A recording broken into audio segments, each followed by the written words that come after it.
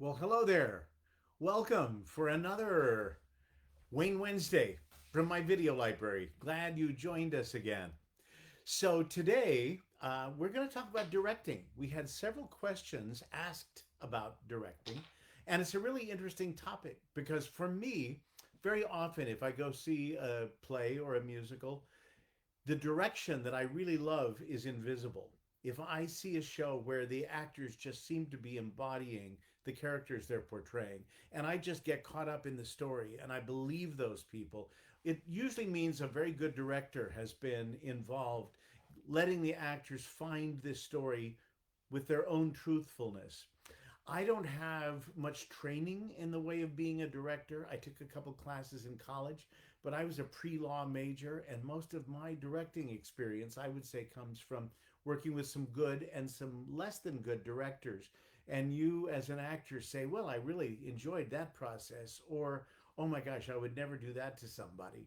I was very lucky that the first really professional director I worked with turns out to have been one of the best directors I ever worked with. His name was Craig Knoll, and he worked at the Old Globe Theater in San Diego. He was the founding artistic director of that theater, which is still going strong. And Craig had an interesting way of working. Uh, he would have the actors who had been cast in the show read a scene. And as you read the scene out of your script, just seated, he would walk around with his eyes closed and hear the scene. And he'd hear how it sounded in these actors' voices. And he'd hear the choices these actors were making with the text, just out of their own instincts or their own study. And I think he would decide, I agree with that. No, I don't think, I think we're going to have to work on that. Anyway, I find myself doing this now. I've worked with a lot of directors since, but I find myself reverting back to Craig's method pretty much on the first day of rehearsal. I'll have my actors read a scene and I'll listen to it, and I can see the way it is supposed to be on stage. I really enjoy that. Uh, Amy Sheldon asked if I am going to be blocking a show, do I come in with it all worked out?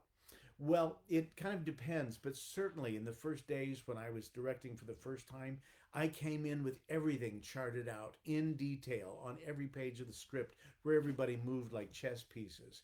And that gave me something that I could always have on hand. But then you work with the actors, you say, you know what? You don't feel like sitting down there, do you? This would be better. So you take the actor's instincts and impulses, and there's a lot of different ways of working. Nowadays, by the time we come to summertime and we're going to do a show, if there's one I've chosen to direct, chances I have thought about that show all year and I kind of see how it should be in my head. And then we get into the rehearsal room and I have the freedom to let the actors experiment and bring their own gifts to it. And if we have chosen them well, they will bring a lot to the party. And if we've made a mistake, then there might be a lot of work trying to help somebody find a different path toward doing what you want. I thought, actually, before I go too much further, I thought for anybody who is interested in directing, if you are a teacher and you're looking at approaching a show for your school, there's a book by Peter Filichia that I think is wonderful called Let's Put on a Musical. And it's not specifically about directing, but he gives the directors a lot of insight into what each show needs and what's the important thing to try to achieve with each of those kinds of shows. There's a very nice book by Joe Deere, who is quite a fine director. And this is a very helpful book that takes you step by step from auditions, planning, set design, how to deal with your cast. There's a very smart guy named Scott Miller who runs the New Line Theater in St. Louis. And he's written a series of books, all of which I enjoy. This one's called Deconstructing Harold Hill. And he'll pick 8 to 10 musicals and deal with them. And he analyzes what the story's really about, what's interesting about it. And as a director, I find that kind of analysis a lot of fun. Hopefully, I do a lot on my own too. And a very opinionated, very smart man, Arthur Laurents, who left us not too long ago, one of the creators of West Side Story, among other shows. He has a lot of opinions in this book, mainly on directing. But they provoke some interesting thinking, and it's worth reading if you're thinking about being a director.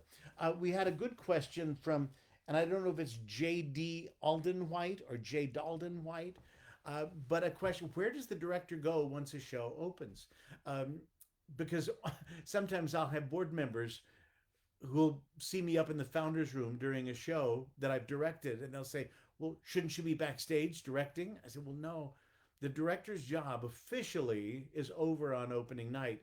You gather everybody together, you orchestrate the show, you help the actors find their characters. You, like a symphony conductor, you do pace. This can go a little faster. Let's slow this down and savor this. Hopefully, you've done all that work. And then when the show opens, that curtain goes up for us on a Wednesday night. The stage manager at his or her console is calling where the lights and the costumes change and the scenery. And you, as a director, are just sitting somewhere in the auditorium, hopefully not biting your fingernails, but watching to see how close we all get to achieving what it is we're all working toward. But a director can stick around sometimes, and as a show progresses through the week, sometimes we actors find improvements from night to night that maybe aren't really improvements. So a director can say, let's pick that pace back up. I think you're stretching that out a little bit. Or sometimes an actor can have an instinct on stage and do something kind of remarkable, and the director can come back and say, that was really wonderful. Let's expand on that a little bit. So the interesting thing about live theater, different from the movies, is it truly is different every night. The audience will guide you into different kind of responses. Different things will happen on stage. You'll interact with your fellow thespians differently every night, and you can make that show grow. We have several patrons who always come on opening night and closing night just to see how the show has grown in that time. There was a question: why are there so many different kinds of directors? I'm not quite sure what that question means. Do you mean like choreographic directors, musical directors, or did you mean we all have different temperaments? Why are there so many different kinds of teachers and musicians and so forth? Um, what was the most useful part of your education that helped you become a director and build confidence?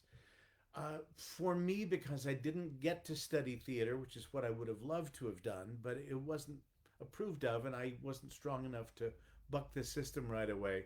So I did what I was told. I studied other things, but I think ultimately that's a very smart thing to do. Study history, study literature, study human behavior. All of those things can help you when you've got a people in a room and you're trying to tell a story.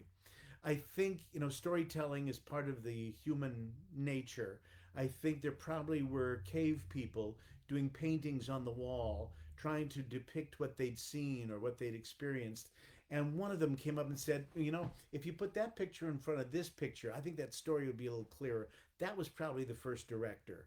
Somebody who kind of steps back and helps the story being told in as clear and truthful way as possible. I hope some of that was interesting. We'll talk about other things in the weeks ahead.